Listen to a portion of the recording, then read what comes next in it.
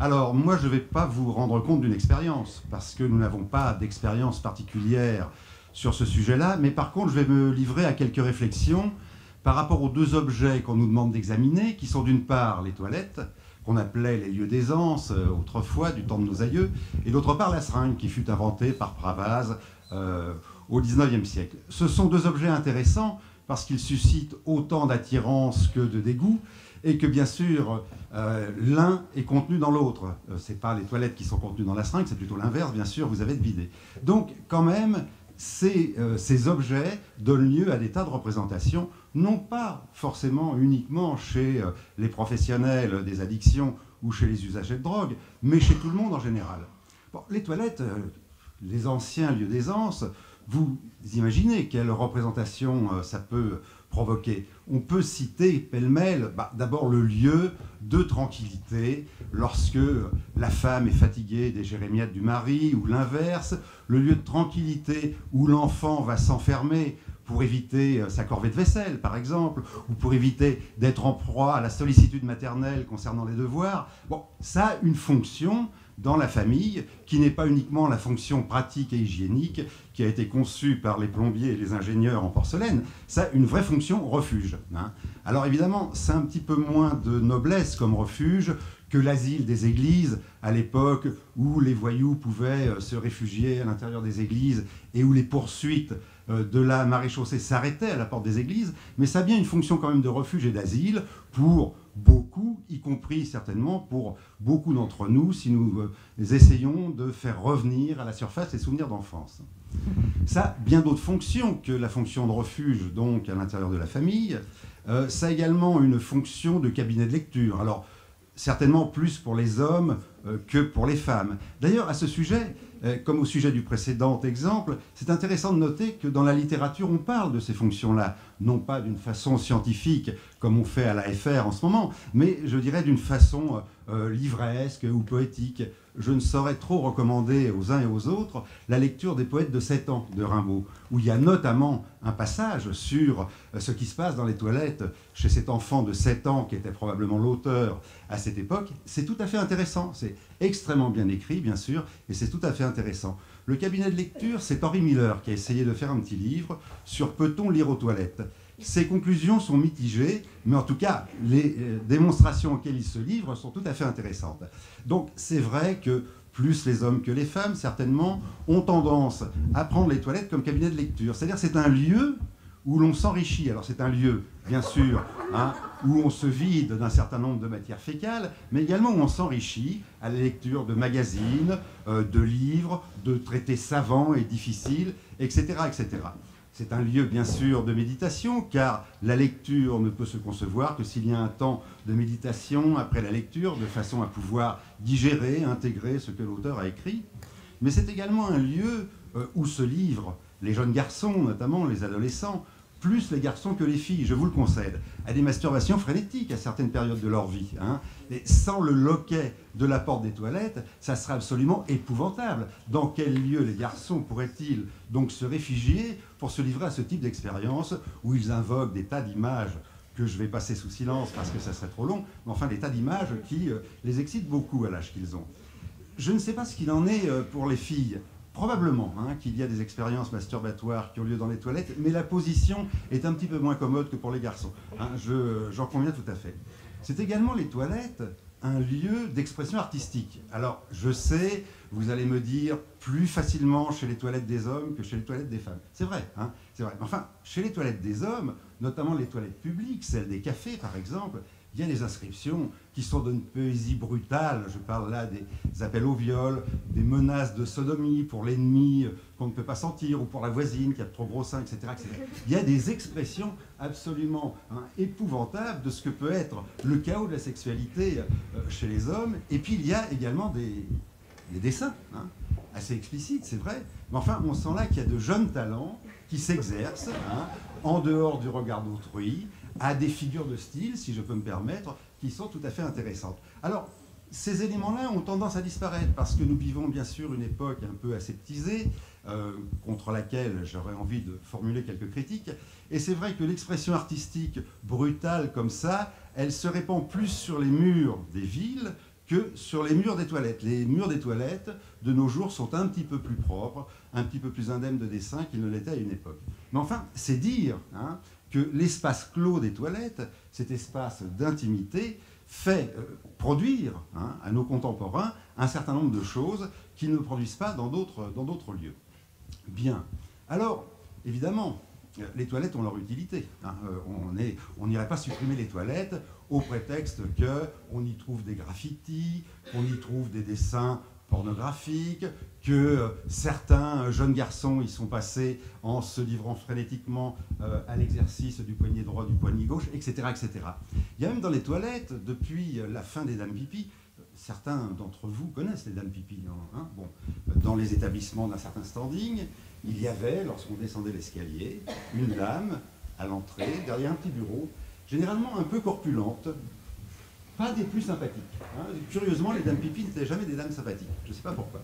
Et puis elles indiquaient d'un geste auguste mais ferme, aux hommes la porte des toilettes hommes et aux femmes la porte des toilettes femmes. Il y avait comme ça une séparation hein, des toilettes entre hommes et femmes. Est-ce que c'était pour des raisons qui tiennent à l'hygiène? Est-ce que c'était parce que les hommes ont tendance à les laisser, les toilettes, dans un état plus lamentable que les femmes? Je n'en sais rien.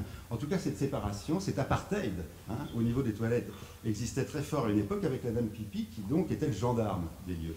Aujourd'hui, les toilettes séparées existent toujours. Nous n'avons pas encore pensé, comme dans certains pays tels la Thaïlande, à faire des toilettes pour le troisième sexe. Il n'y a pas eu de revendication. Hein, encore à ce niveau-là, je pense que ça viendra. Mais en tout cas, la dame pipi disparaît. Hein, elle s'estompe du paysage, etc., etc. Donc, ce qu'il était quasiment impossible de faire à l'époque de la dame pipi, c'est-à-dire s'enfermer un homme et une femme, hein, ou deux hommes ou deux femmes, dans un seul cabinet, devient maintenant possible. Et donc, il y a quelques acrobates qui utilisent les toilettes également pour y faire l'amour ou pour y forniquer. Je vais utiliser le terme qui vous semblera le plus approprié. Donc vous voyez que ce lieu-là est un lieu d'une créativité folle. Alors, pourquoi sommes-nous surpris qu'on trouve des seringues dans les toilettes? Bah, écoutez, il y a quand même plusieurs raisons à ça, que vous connaissez aussi bien que moi.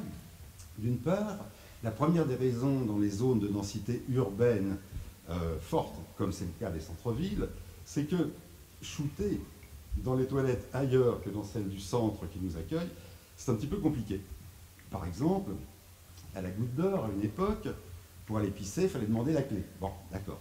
Quand on prenait un café, il fallait le remuer avec une cuillère trouée, qui était, je me rappelle de l'époque, où les cuillères trouées, pour pas qu'on s'en serve pour shooter, étaient percées d'un coup de marteau et d'un clou. Hein. Donc c'était impossible, bien sûr, de faire un mélange dans la cuillère.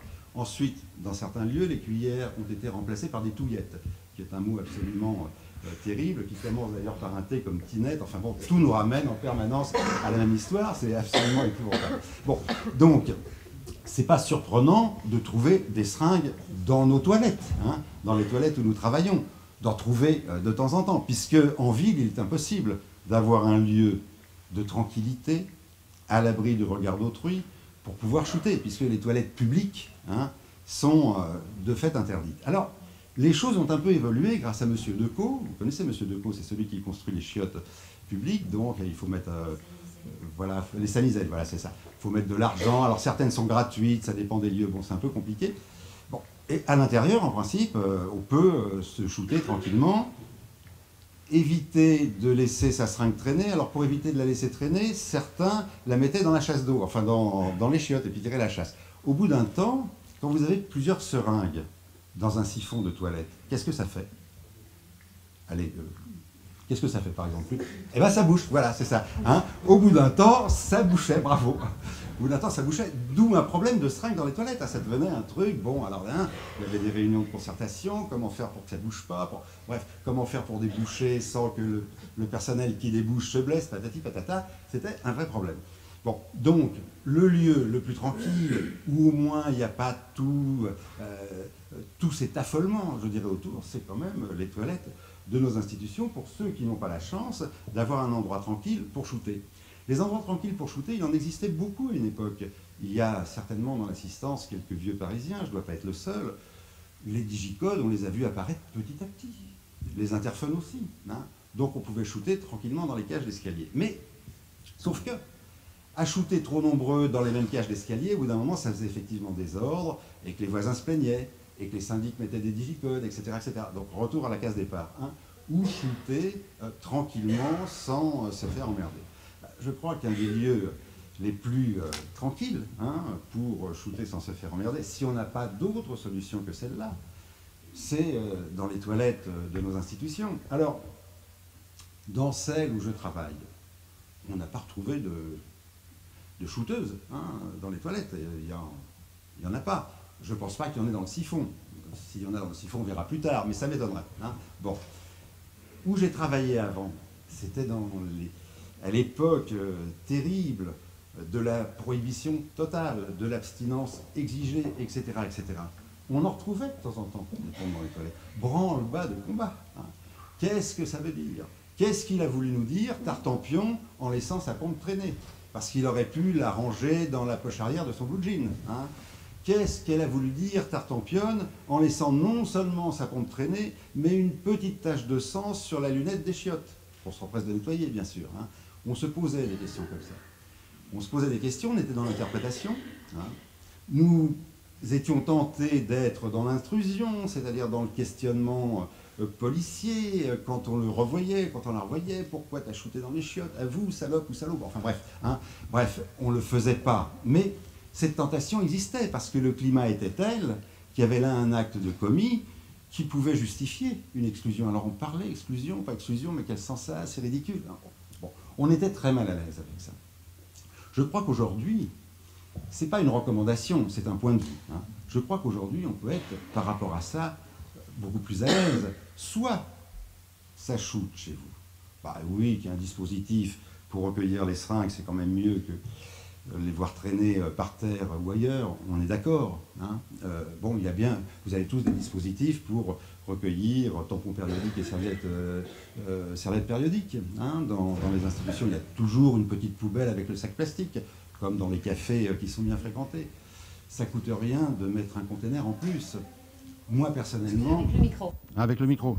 Je l'avale ou je parle dedans? D'accord. Ah, d'accord. Bon, donc, on peut mettre... Oui, 3 minutes même, allez, 2. On peut même mettre des containers à disposition. Je ne pense pas que ça vaille plus la peine que cela d'en parler ou de se questionner autour de ça. Dans les lieux où il n'y a pas de seringues qui traînent dans les toilettes, il n'y a pas lieu de mettre des containers. Le jour où il y a une seringue, on achète des containers, et puis voilà. Parce que, est-ce qu'on va questionner le sujet qui sort des chiottes sur ce qu'il a fait dans les chiottes? Il a fait un gros caca, d'accord, mais il a peut-être fait autre chose. C'est le autre chose qui nous intéresse. Il faut peut-être arrêter avec ce genre de choses. En tout cas, la seule recommandation que je me permettrais de faire, au cas où vos institutions n'en seraient pas équipées, c'est dans les chiottes, la porte des chiottes, munissez-la d'un carré. Vous savez ce que c'est, un carré qu'on peut ouvrir de l'extérieur si quelqu'un y reste trop longtemps et que vous soupçonnez qu'il est en train de faire un malaise. Là, il vaut mieux se tromper, arriver et voir quelqu'un pantalon baissé qui pousse très fort, que laisser passer une OD ou un malaise. Voilà. Merci.